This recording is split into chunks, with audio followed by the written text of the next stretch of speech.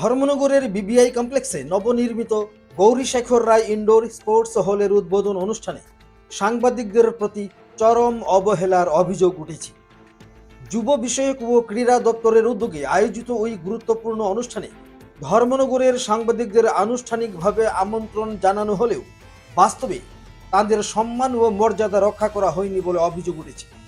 অনুষ্ঠান স্থলে মঞ্চের সামনে সাংবাদিকদের বসার জন্য নির্দিষ্ট চেয়ারের ব্যবস্থা করা হয়, কিন্তু অনুষ্ঠান শুরু হওয়ার পর দেখা যায় সংবাদ সংগ্রহ ও কভারেজের কাজে সাংবাদিকরা উঠে গেলে সেই নির্দিষ্ট আসনগুলি দখল করে বসেন স্বঘোষিত ধর্মনগরের এক ঝাঁক নেতা ও নেত্রী।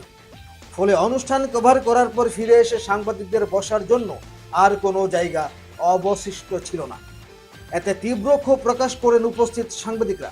তাদের অভিযোগ, আমন্ত্রিত হয়েও বারবার এভাবে অপমানের শিকার হতে হচ্ছে তাদেরকে।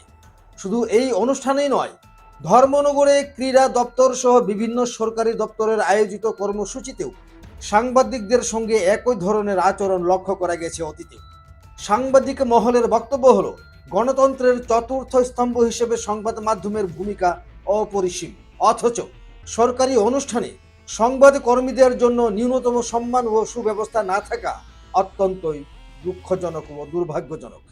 তারা দাবি করেন, ভবিষ্যতে এই ধরনের অনুষ্ঠানে সাংবাদিকদের জন্য পৃথক ও সুরক্ষিত বসার ব্যবস্থা নিশ্চিত করতে হবে এবং প্রশাসনের পক্ষ থেকে বিষয়টি গুরুত্ব সহকারে দেখা উচিত। ঘটনাকে কেন্দ্র করে ধর্মনগরের সাংবাদিক মহলে তীব্র প্রতিক্রিয়ার সৃষ্টি হয়েছে। অনেকেই মনে করছেন, সংবাদ মাধ্যমকে উপেক্ষা করার এই প্রবণতা বন্ধ না হলে আগামী দিনে সরকারি অনুষ্ঠান কভারেজ নিয়ে কঠিন সিদ্ধান্ত নিতে বাধ্য হবে উত্তর জেলার সাংবাদিকরা। এই ঘটনাকে ঘিরে অনুষ্ঠানস্থলে সাংবাদিক মহলে অসন্তোষ ও ক্ষোভ প্রকাশ পায়।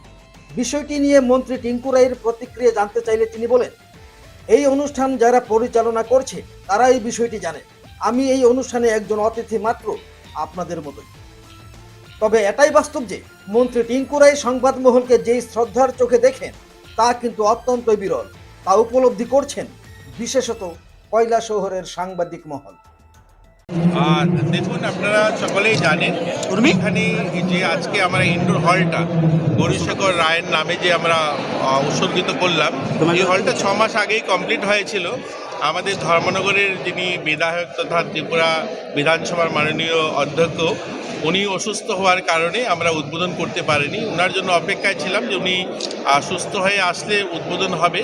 তো উনি তো অসুস্থ হয়ে আসলেন না, তাই ওনাকে ছাড়াই আজ আমরা ওনার বর্তমানে এটা করতে হলো। উনি থাকলে মানে ওনাকে হারিয়ে আমরা এটা বলতে হচ্ছে, ওনাকে ছাড়া ওনারও স্বপ্ন ছিল এটা কমপ্লিট হোক, ওনাকে ছাড়াই আজ আমরা উদ্বোধন করলাম। যাই হোক, এই হলটা হওয়ার কারণে আমাদের এখানকার যারা ছেলেমেয়েরা যোগা বা জিমন্যাস্টিক বা ব্যাডমিন্টন যারা খেলোয়াড়রা আছে, যারা বাইরে যে খেলাগুলো হয় না ইনডোরে করতে হয়, তাদের জন্য সুবিধা হলো। যদিও এই হলটা আমি বলেছি, আপনারা শুনেছেন যে একটু পুরনো ধরনের হল হয়েছে। এটা পুরনো গভর্নমেন্টের, এটা বামফ্রন্ট গভর্নমেন্টের সময় এটা বেসটা করা হয়েছিল, তার জন্য এটাকে আমরা বদলাতে পারিনি, সেই ধাঁচেই হয়েছে। আজকের সময়ে আমরা নতুন ধরনের হল করছি, যেখানে সিটিং অ্যারেঞ্জমেন্টও থাকবে, 200-250 লোক বসতে পারে এবং অন্যান্য রুম টুম সহ একসঙ্গে করছে। যদিও এটা সেভাবে হয়নি, তারপরেও এখানকার ছেলেমেয়েরা একটা সুযোগ পাবে যে ইনডোর হলে খেলাধুলা করতে পারবে।